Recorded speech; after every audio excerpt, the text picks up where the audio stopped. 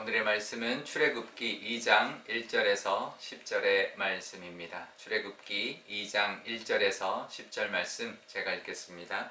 레위 가족 중 한 사람이 가서 레위 여자에게 장가들어 그 여자가 임신하여 아들을 낳으니 그가 잘생긴 것을 보고 석 달 동안 그를 숨겼으나 더 숨길 수 없게 되매 그를 위하여 갈대 상자를 가져다가 역청과 나무진을 칠하고 아기를 거기 담아 나일 강가 갈대 사이에 두고 그의 누이가 어떻게 되는지를 알려고 멀리 섰더니 바로의 딸이 목욕하러 나일강으로 내려오고 시녀들은 나일강가를 거닐 때에 그가 갈대 사이에 상자를 보고 시녀를 보내어 가져다가 열고 그 아기를 보니 아기가 우는지라 그가 그를 불쌍히 여겨 이르되 이는 히브리 사람의 아기로다. 그의 누이가 바로의 딸에게 이르되 내가 가서 당신을 위하여 히브리 여인 중에서 유모를 불러다가 이 아기에게 젖을 먹이게 하리이까. 바로의 딸이 그에게 이르되 가라 하매 그 소녀가 가서 그 아기의 어머니를 불러오니 바로의 딸이 그에게 이르되 이 아기를 데려다가 나를 위하여 젖을 먹이라. 내가 그 싹을 주리라. 여인이 아기를 데려다가 젖을 먹이더니 그 아기가 자라매 바로의 딸에게로 데려가니 그가 그의 아들이 되니라. 그가 그의 이름을 모세라 하여 이르되 이는 내가 그를 물에서 건져내었음이라 하였더라. 아멘. 네, 잠깐 기도하겠습니다. 아버지 하나님, 부활절기를 보내면서 이렇게 출애굽기의 말씀을 주시니 감사합니다. 늘 하나님의 말씀을 따라 또 우리가 하나님의 인도하심을 받는 그런 삶을 오늘도 살아갈 수 있도록 이 말씀을 통하여 말씀하여 주옵소서. 감사드리며 예수님의 이름으로 기도드리옵나이다. 아멘. 네, 모세가 드디어 태어나는 장면이 묘사되어 있는데요. 모세의 어머니가 모세를 낳았을 때 그 생긴 모습을 보니까 너무나 잘생긴 모습으로 인하여 차마 나일강에 던지지 못하고 석 달 동안 몰래 키웠습니다. 근데 이제 너무 아이가 이제 크다 보니 이제 100일이 다 되다 보니 더 이상 숨길 수가 없어서 갈대 상자에 역청과 나무 진을 발라서 이제 아기를 거기에 담고 나일 강가에 있는 갈대 사이에 두었는데요.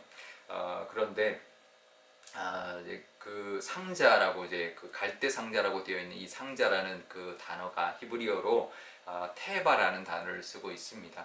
근데 이 단어가 성경에서 여기하고 딱 한 군데 더 나오는데 바로 노아의 방주 때 썼던 단어가 바로 이 테바라는 단어입니다. 그러니까 이 테바라는 단어가 성경에서는 아주 특별한 의미로 쓴 거죠. 그러니까 구원의 상자죠. 구원의 상자. 그런 의미로 쓰였는데 이제 이것은 이제 뭘 상징하냐면 노아 때도 마찬가지고요. 지금 이 모세 때도 마찬가지인데 인간이 어떤 나약함, 인간으로서는 더 이상 어찌할 수 없는 그 상황 속에서 하나님의 그 역사하심, 하나님의 능력을 의지하는 하나님의 능력으로 구원받는 것을 의미하는 그런 상자인 것이죠. 그러니까 인간의 무력함과 하나님의 구원하심이 이제 담겨 있는 그런 의미인데요. 근데 우리가 하나님의 구원을 생각할 때 우리의 힘으로는 구원받을 수 없고 그렇지만 그래도 우리가 아무것도 하지 않으면 하나님 구원하시겠다 이렇게 생각해서는 안 됩니다. 왜냐하면 하나님의 구원하심을 얻기 위한 우리의 노력도 필요하기 때문인데요.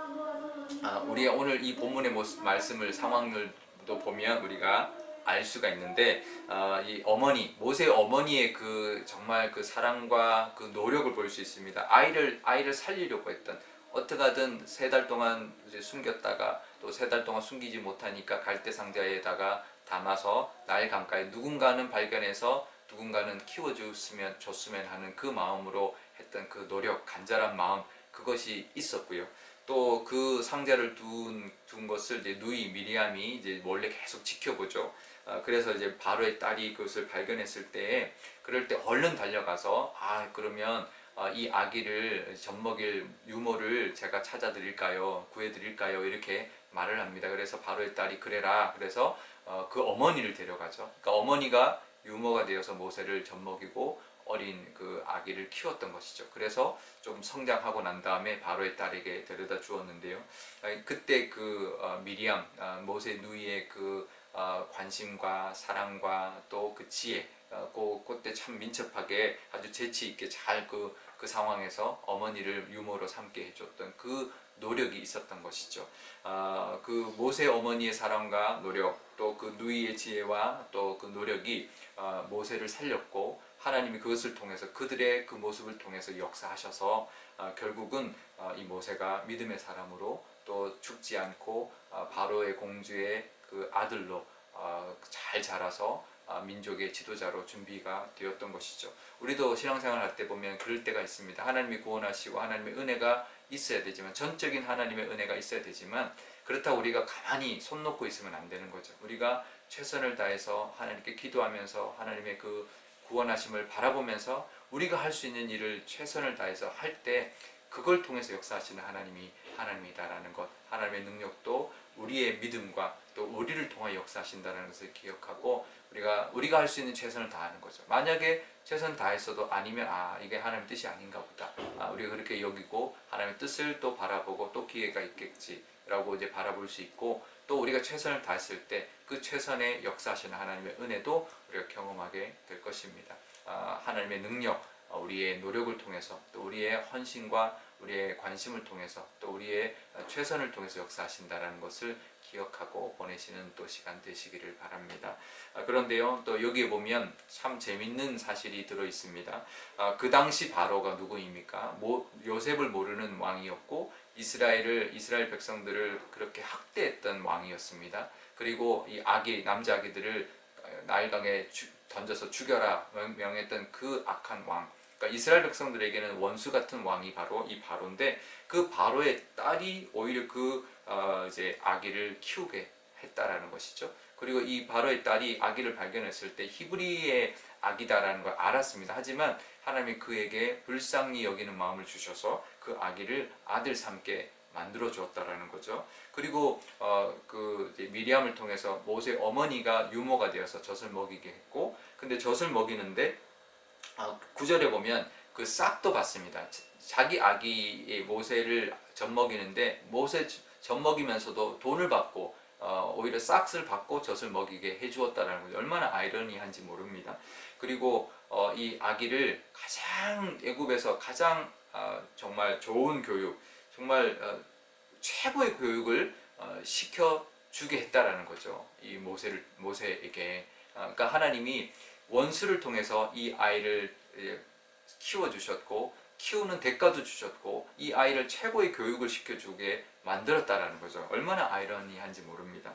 우리는 이 원수가 있으면 정말 원수 때문에 힘들어하기만 하는데요, 하나님은 그 원수도 사용하신다, 그 원수를 통해서도 역사하신다라는 것을 우리가 이 말씀을 통해서 우리가 알 수 있습니다. 결국은 바로의 집안으로 인하여 이스라엘 민족을 건져낼 지도자가 탄생하고 키워졌다라는 거죠. 결국 또 이름도 모세라고 그 공주가 지었는데요, 이것은 물에서 건졌다라는 그런 뜻인데, 결국은 이 모세가 이스라엘 백성을 홍해에서 건져낸 인물이 되었다라는 것이죠.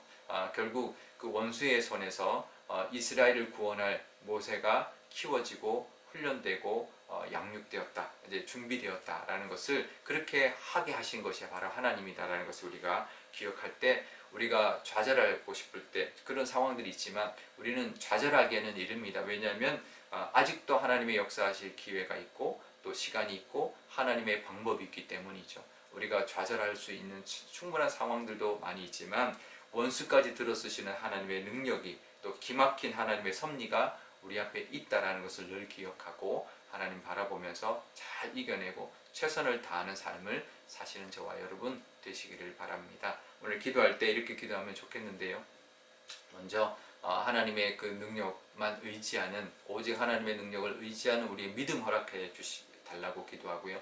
하지만 그 능력 의지하면서 우리가 해야 될 일은 최선을 다해서 감당함으로, 그것을 통하여 하나님께서 기뻐 받아주셔서 더 큰 은혜 달라고 기도하면 좋겠고, 또 우리가 힘든 상황 속에서도 그 힘든 상황만 보는 것이 아니라 그 힘든 상황을 오히려 하나님께서 이용하셔서, 또 원수도 이용하셔서 우리로 하여금 하나님의 은혜를 누리도록, 하나님이 예비하신 그 복을 누리도록 하나님께서 역사해 주신다는 것을 믿고 그렇게 해달라고, 그런 은혜를 누리는 우리가 되게 해달라고 기도하면 좋겠습니다. 제가 기도하겠습니다.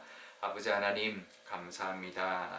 우리 부활절기를 보내고 있는데 이 출애굽기의 말씀, 이 모세의 기사를 통해서 하나님 우리에게 주시는 말씀이 있을 줄 압니다. 하나님 어찌할 수 없는 그 상황 속에서도 그래도 내가 할 수 있는 최선을 다했던 그 모세의 어머니와 모세의 누이를 하나님 우리에게 보여주십니다. 우리가 할 수 있는 일을 최선을 다할 때 하나님은 우리를 통하여 역사하여 주신다라는 것 늘 기억하게 하여 주시고, 우리가 하나님을 믿고 나아갈 때마다 하나님이 함께 하여 주시고 그 믿음에 하나님이 역사하여 주옵소서. 때로는 원수들이 우리를 괴롭히고 힘들게 할 때가 있지만 오히려 그 원수들을 통해서 또 원수들을 사용하여서 우리에게 은혜 주시고 복 주시고 또 길을 열어주신다라는 것 하나님 이 말씀을 통하여 주셨습니다. 하나님 우리 삶 속에서도 어려운 일이 그것으로만 끝나는 것이 아니라 하나님께서 그것을 기막힌 또 섭리로 바꿔주시는 그 하나님을 기대하며 바라보고 나아가는 저희들 되게 하여 주옵소서. 우리 교회도 그런 교회 되기를 원합니다.